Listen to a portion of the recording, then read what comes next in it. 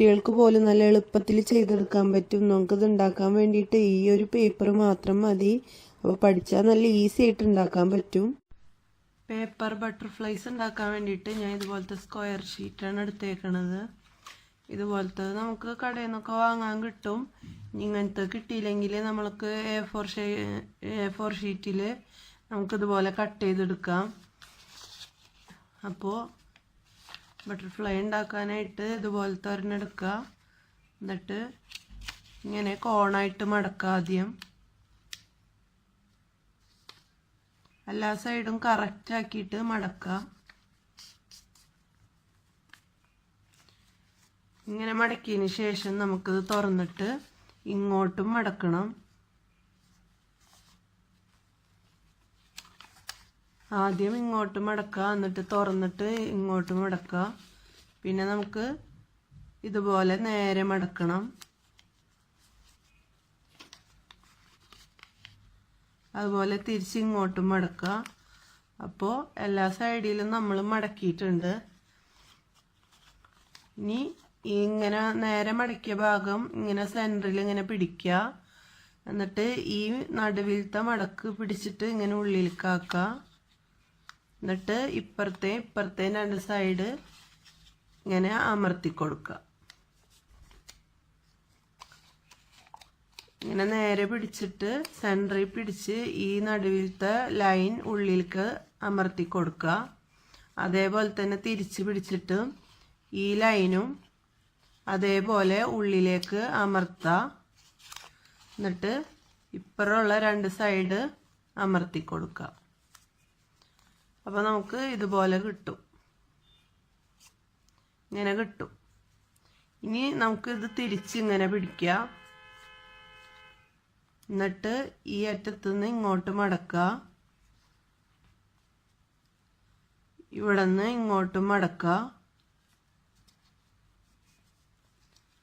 ഇപ്പം ഇങ്ങനെ കിട്ടി. ഇങ്ങനെ മടക്കിയതിന് ശേഷം നമുക്ക് ഈ അറ്റത്ത് ഈ ഭാഗം കോർണർ ഇങ്ങോട്ട് മടക്കണം. അടിയിലോട്ട് മടക്കിയിട്ട് ഇങ്ങോട്ട് കൊണ്ടുവരാം. എന്നിട്ട് ഇവിടെ ഇങ്ങനെ മടക്കി കൊടുക്കുക. മനസ്സിലായ? എന്നിട്ട് ഈ മടക്കേൻ്റെ ഈ നടുവിൽ ഇങ്ങനെ വിരൽ വെച്ചിട്ട് ഇങ്ങനെ അമർത്തി കൊടുക്കുക. അപ്പോൾ നമുക്ക് ഇങ്ങനെ കിട്ടും.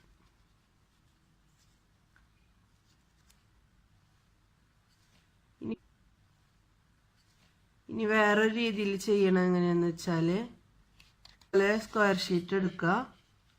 നമ്മൾ ആദ്യം ചെയ്ത പോലെ തന്നെ 4 സൈഡിലേക്കും മടക്കുക.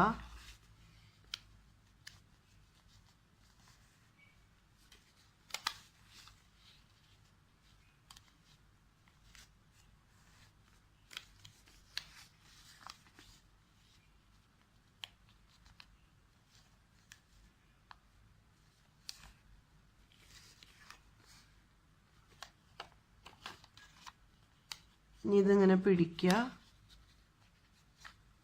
ഈ നടുവിലത്തെ ലൈൻ ഉള്ളിലേക്ക് ആക്കുക.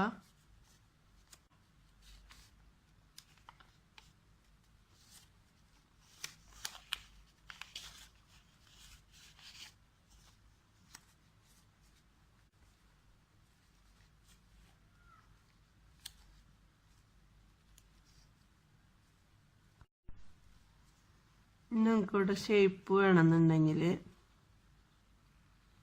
കത്രിക എടുത്തിട്ട് ഇതേപോലെ ഒന്ന് ഷേപ്പ് ചെയ്ത് കൊടുക്കുക. അതിന് ശേഷം മടക്കുക.